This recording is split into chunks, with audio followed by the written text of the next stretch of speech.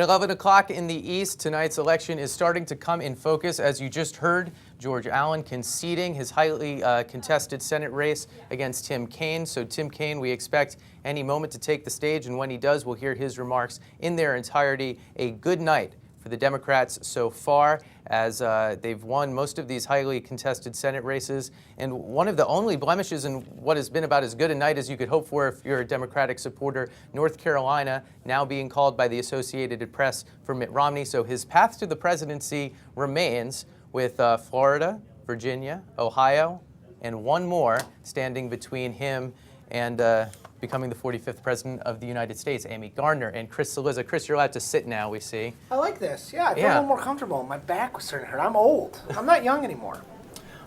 We saw George Allen concede just a few minutes ago. What do we make of this race, which was obviously very important? In our area, the Post has been covering a lot. Amy, let me give you the first bite of the apple. Sure. Well, what we all suspected going into this race was that George Allen was likely to underperform Mitt Romney in Virginia, and right now that's exactly how it looks like it turned out. There are a lot of independent-minded, moderate Virginia voters who haven't been happy with President Obama's leadership, but who supported Tim Kaine, a very popular governor in Virginia from 2005 2009. And it's turning out the results are looking exactly like that. Tim Kaine was about 2 points so far ahead of Barack Obama in Virginia, which is just as the polls predicted it would be. Well, let me say, I don't think there's anyone in this newsroom, there may be no one in political reporting who knows Virginia better than Amy. So I agree with everything that she said. You know, you look at the map at this point, yes, there is finally some good news here for Mitt Romney in that the AP is now called North Carolina for him. That said, Florida looks certainly closer than Mitt Romney wanted it to be and dicey. Virginia, very close with a lot of the, Amy and I were just talking about this, with a lot of the vote still not counted in areas you would expect Barack Obama to overperform Mitt Romney. You know, Ohio, which we all came into the night thinking was the linchpin, Mitt Romney may well win Ohio. I don't know. It's very close to this point. He may well win Ohio, and it may well not matter. So again, what we've been talking about, Brooke, he's got one. Mitt Romney is one of the four that he needed. He now has North Carolina. The question is, can he get Florida, Virginia, and Ohio all together? And really five, because then he needs one more still. Right, and then he needs one more. And the truth of the matter is, with Wisconsin at least tilting, some networks have called Wisconsin for Barack Obama, some have not. As Wisconsin goes, I think goes Iowa. I think it's likely whoever wins Wisconsin wins Iowa. If that's Barack Obama, then really Mitt Romney has one state left, and that's Colorado. And I would point out, the Denver Post, which is not a huge network, but is a newspaper who knows Colorado, has said that they expect Barack Obama to win the state of Colorado. And I also, there's only so many states, and to add them up to get to 270 at this point for Mitt Romney is difficult. Yep. And I also think that his path is getting narrower and narrower with every passing update on the Virginia State Board of Elections in the state of Virginia.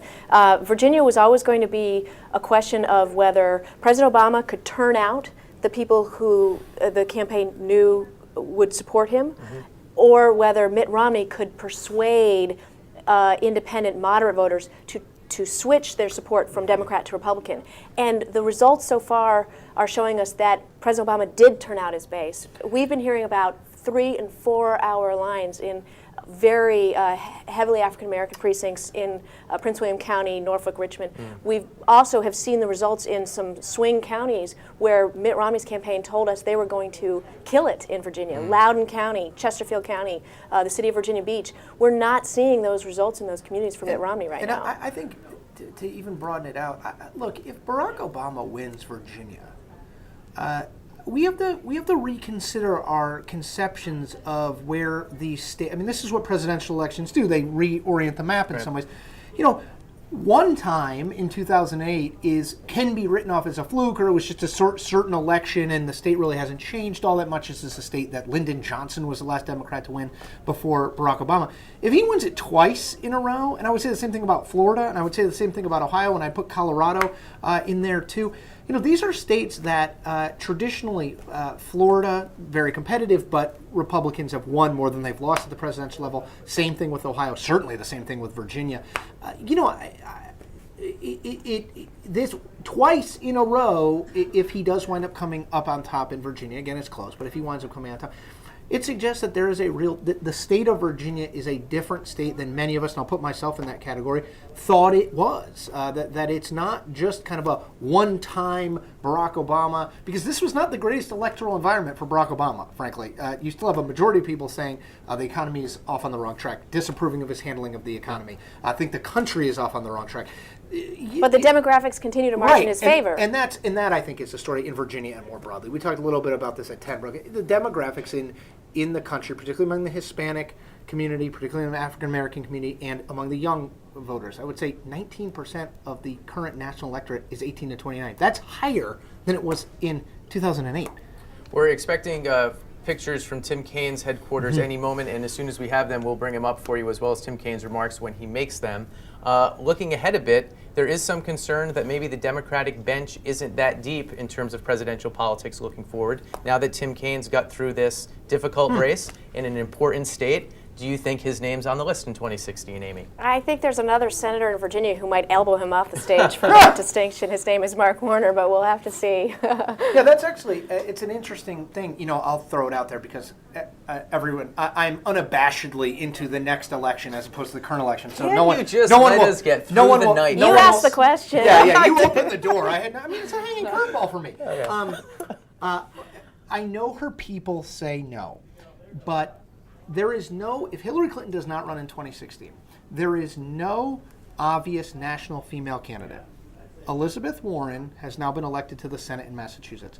Watch her speech at the convention, watch her reception, watch let's the money take a look. she raised. Although, for whatever reason, we haven't seen the picture yet, Tim Kaine is in Richmond.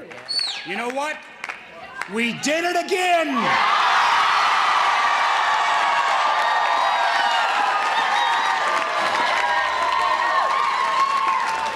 And as Mark Warner speaks, I want to bring managing editor of the Hill newspaper, Bob Cusack, into the mix here. How much has George Allen's macaca moment really affected his loss here tonight? Well, it's the reason he lost 6 years ago to Senator Jim Webb.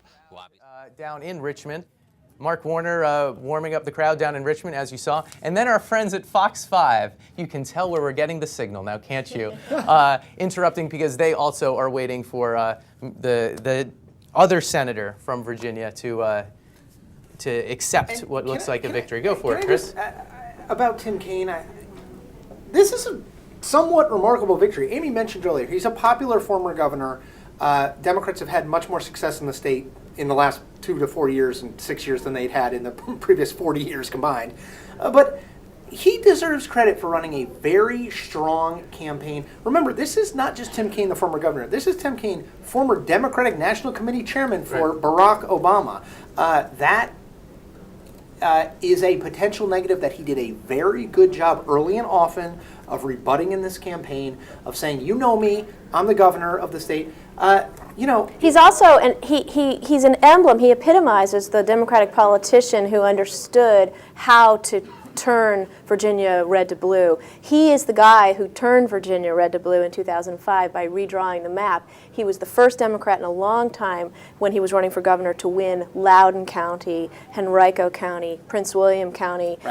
Right, but particularly Loudoun and Prince William, those kind of like exurban D.C. that had been Republican for forever. a long time. And point towards the demographic change. They point toward the demographic, but he was the politician who saw it and put it into action and created a blueprint for Jim Webb the next year, for President Obama 2 years after that, and again for everybody who was on the ballot this year.